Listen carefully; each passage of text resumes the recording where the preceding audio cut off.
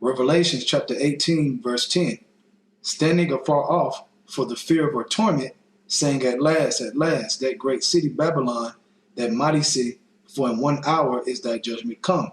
I want to give all praises to Yahweh, Bahashem Yahushai, for giving me the spirit to do this video. Now I'm starting at verse 10, but obviously if you read up, it's talking about Babylon's destruction, man. Okay, and the merchants that sells to Babylon being cut off because of their judgment that came upon Babylon. And we're going to prove that Babylon is America just based off frankincense by itself.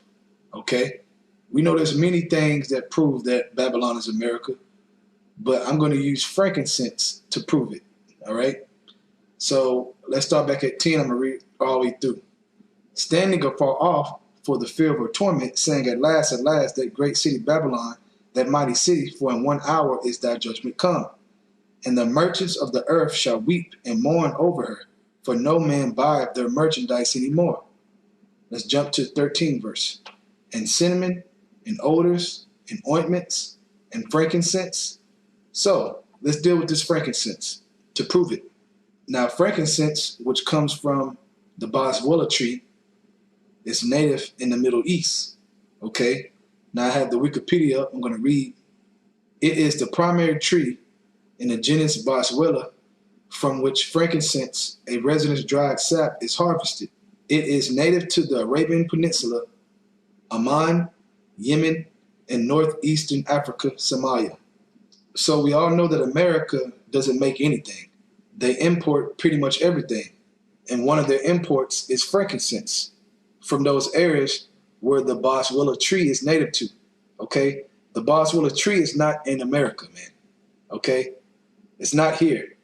That's why if anybody around the United States have it at the local incense store and have frankincense, they get it from those areas, man. Yemen, Oman, Arabian Peninsula, they get it from the Middle East. Okay? That's the only place they can get it from. They can't get it from over here, from off a tree. Okay? It's not over here. Anybody who knows about frankincense knows that. Okay?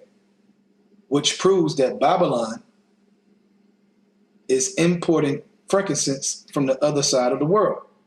Which is why when you read about Babylon here, if you go down to verse 17, for in 1 hour so great riches is come to naught, and every shipmaster and all the company and ships and sailors, and as many as trade by sea, stood afar off, right, on the other side of the world, and cried when they saw the smoke of her burning. Her is talking about Babylon, aka America, saying, what city is like unto this great city?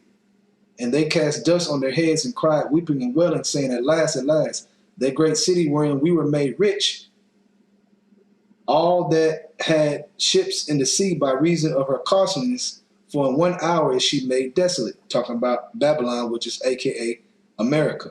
Okay?